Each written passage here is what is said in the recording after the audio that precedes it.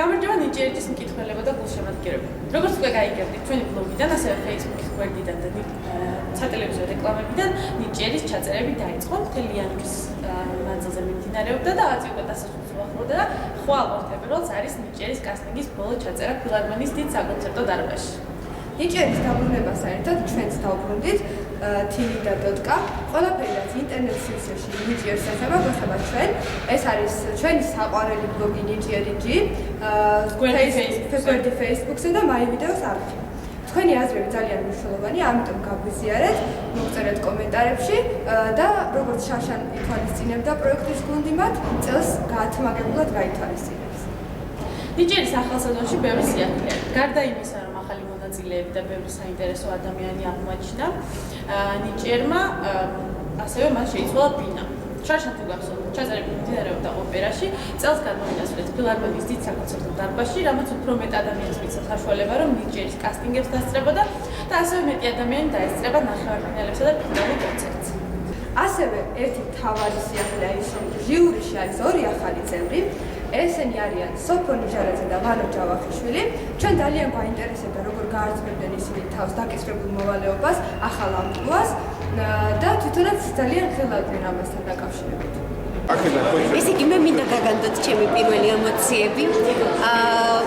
იყო საკმაოდ დადებითი, იმიტომ რომ არაჩვეულებრივი მონაწილეები ყავს და რაც თავარია ჩვენი მისია რომ ვიპოვოთ ტალანტები, მე მგონი ნახევრად უკვე შესრულებულია, იმიტომ რომ უკვე არიან ისინი, ვინც ნამდვილად მე ვფიქრობ, რომ შემდეგ ფინალში კიდევ უფრო კარგად წარმოადგენენ თავს.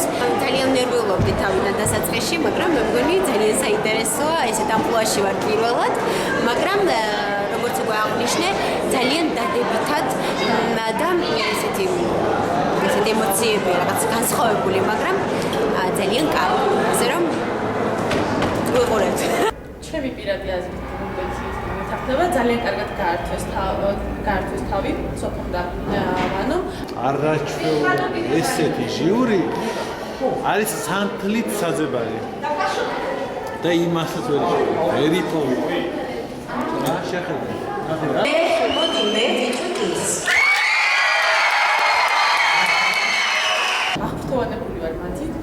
ასაკუთრებით ვანოთი მიტევად, მოკლედ ჩემი და ვანოს აზრი ყოველთვის ემთხვევა ერთმანეთს, თან განსაკუთრებული თავისებური იუმორით აკეთებს ამ ყველაფერს.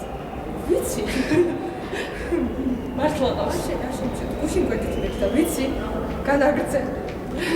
ნიჭიერში ჟიურიში უცვლელი წევრად რჩება ყველაზე მკაცრი ჟიურის წევრი გეგა ფალავანდიშვილი.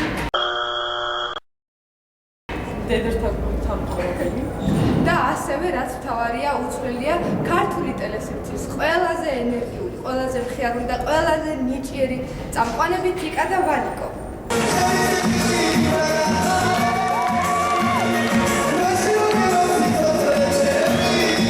კასტინგებიდან გამომდინარე შეგვიძლია ვთქვათ, რომ ძალიან საინტერესო შოუ გველოდება წინ, იმიტომ რომ ბევრად მრავალფეროვანი და ნიჭიერი ადამიანები გამოვიდნენ ფილარმონიის საკონცერტო დარბაზის სცენაზე და მოკლედ ის გადაგვრჩენია, რომ ნიჭიერის ეთერში გასვლის დღეს 7 მარტს ყველანი ერთად დაველოდოთ.